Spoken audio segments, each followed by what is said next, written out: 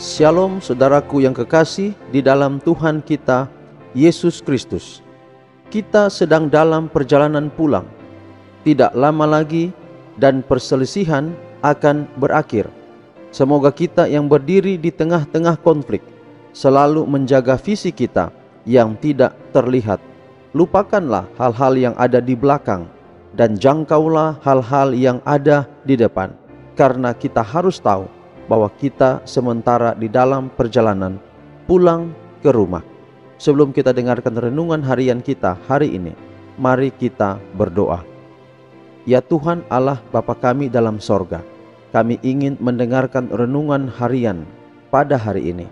Allah berkati kiranya melalui kuasa Roh Kudus, agar kami dapat memahami firman Tuhan ini, dan kami dapat memastikan di dalam perjalanan pulang ke rumah, kami boleh ada di rumah Tuhan yang telah Tuhan sediakan bagi kami. Terima kasih Tuhan untuk firman-Mu. Dalam nama Yesus kami berdoa. Amin.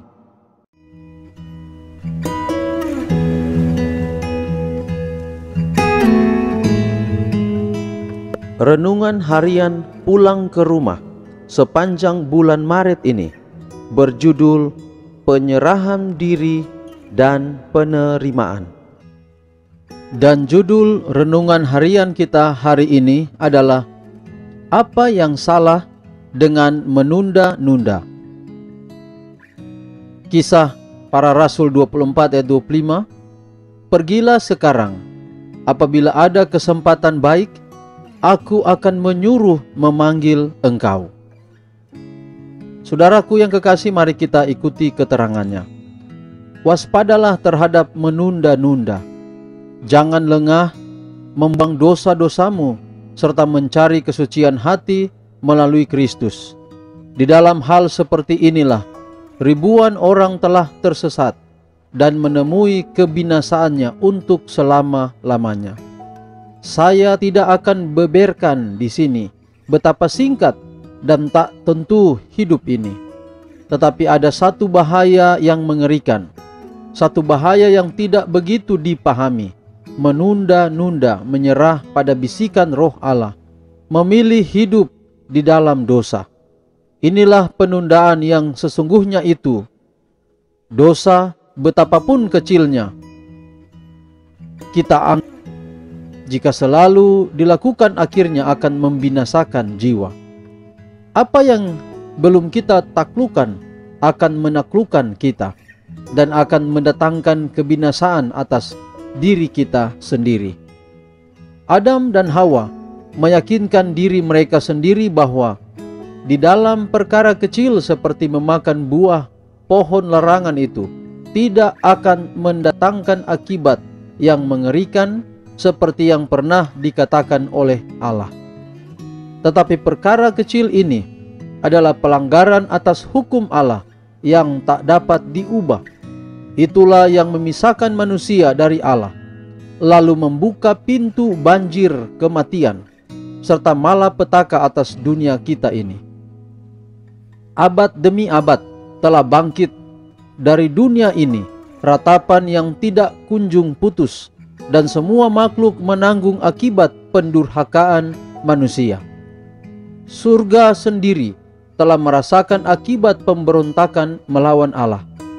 Bukit Golgota merupakan tugu peringatan dari pengorbanan yang menakjubkan, yang mengharuskan grafirat atas pelanggaran terhadap hukum ilahi. Janganlah kita anggap dosa sebagai perkara kecil.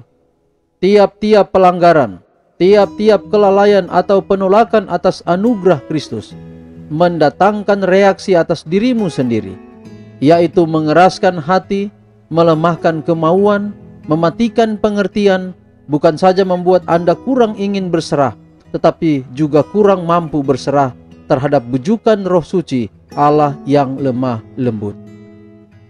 Meski hanya satu sifat tabiat yang salah, satu keinginan yang penuh dosa, jika terus-menerus dilakukan dan ditimang-timang, akan merusakkan semua kuasa Injil. Tiap-tiap perbuatan jahat yang dimanjakan memperkuat jiwa tidak senang terhadap Allah. Orang yang menunjukkan kelakuan yang tak beriman atau pendirian yang sama sekali tidak peduli akan kebenaran ilahi, akan menuai apa yang ditanamnya sendiri. Di dalam Alkitab, tidak ada satu amaran yang lebih menakutkan melawan bermain-main dengan kejahatan dari ucapan orang yang bijaksana, Salomo, bahwa orang berdosa tertangkap dalam kejahatannya dan terjerat dalam tali dosanya sendiri. Amsal 5 ayat 22. Kebahagiaan sejati halaman 35 dan 36. Mari kita berdoa. Ya Tuhan Allah Bapa kami dalam sorga, terima kasih untuk firman Tuhan melalui renungan harian di hari ini yang telah kami dengarkan. Kiranya boleh menjadi berkat di dalam kehidupan kami, dapat menuntun kami di dalam perjalanan pulang ke rumah. Peliharalah kami sepanjang hari ini, di dalam setiap rencana dan di dalam setiap aktivitas kami. Kiranya selalu sepadan dengan setiap rencana Tuhan. Di dalam nama Yesus Kristus kami persembahkan doa ini. Amin. Demikianlah saudaraku yang kekasih, renungan harian yang telah kita dengarkan pada hari ini.